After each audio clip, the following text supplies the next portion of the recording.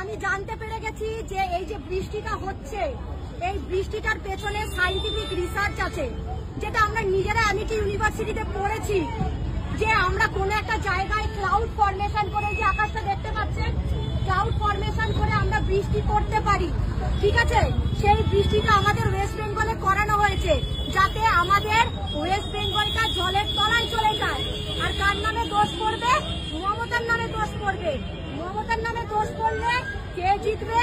এই যে আমাদের দাদুরা জিতবে। বুঝতে পেরেছেন? মানে আপনি বলতে চাইছেন সেন্ট্রাল গভর্নমেন্ট ক্লাউড ফরমেশন করিয়ে পশ্চিমবঙ্গে বৃষ্টি করিয়েছে? একদমই তাই। এবং এর সপক্ষে আপনার কাছে ডকুমেন্টস আছে? অবশ্যই আছে, অবশ্যই আমার কাছে সব ডকুমেন্টস আছে। সেই কারণে আজকেই কেন সেন্ট্রাল থেকে ট্রেন আসলো, কেন আমার সঙ্গে এত বিহারিরা ঘুরছে, একটা বাঙালিকে পাচ্ছি না, একটা মহিলাকে পাচ্ছি না। এই যে এত সুন্দর ড্রেস, একটা মহিলা পুলিশ নেই, একটা শিক্ষিত শ্রেণীর মানুষ নেই, কেন নেই? বাংলা ভাষায় একটা প্রবাদ আছে, পুরনো পাগল ভাত পায় না, নতুন পাগলের আমদানি। এক পাগলির অত্যাচারেই বাংলা ও বাঙালি অতিষ্ঠ, তার উপরে নতুন পাগলির আবির্ভাব হয়েছে। ইনি তৃণমূল ছাত্র পরিষদের একজন নেত্রী।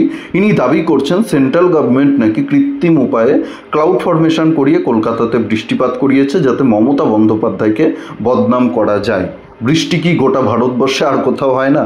উত্তরপ্রদেশে বৃষ্টি হয় না, উত্তরাখণ্ডে বৃষ্টি হয় না, আসামে বৃষ্টি হয় না, উড়িষ্যাতে বৃষ্টি হয় না, কেরলে বৃষ্টি হয় না? গোটা ভারতবর্ষ জুড়েই বৃষ্টি হয়। আর অতি অল্প সময়ে বেশি বৃষ্টিপাত হলে জল জমে, এটা খুব স্বাভাবিক। এটা নিয়ে কেউ কথা বলছে না। কেন জল জমেছে, কেন বৃষ্টি হয়েছে, এটা নিয়ে কেউ কোনো কথা বলছে না, কোনো প্রশ্ন করছে না।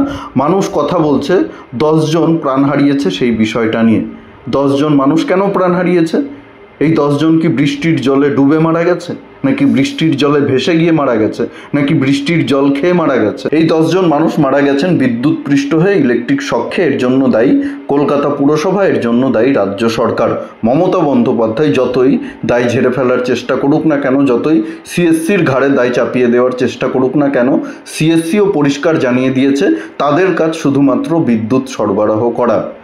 ইলেকট্রিক খুঁটিগুলোর রক্ষণাবেক্ষণ করার, দেখভাল করার দায়িত্ব কলকাতা পুরসভার, রাজ্য সরকারের, সিএসসির দায় নয়।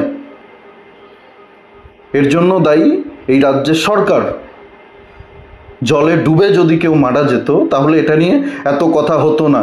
যদিও কলকাতা সমস্ত পুকুর প্রমোটাররা ভরাট করে ফেলেছে, না হলে আরও তাড়াতাড়ি জল নেমে যেত।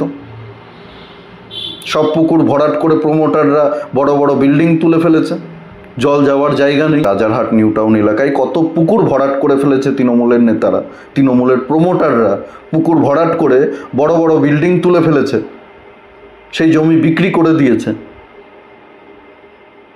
না হলে এই জল অনেক আগেই নেমে যেত। এতক্ষণ কলকাতায় জল জমে থাকার কথা নয়। সব পুকুর ভরাট করে ফেলে, জলটা যাবে কোথায়? জলটা যাওয়ার জন্য তো একটা জায়গা দরকার।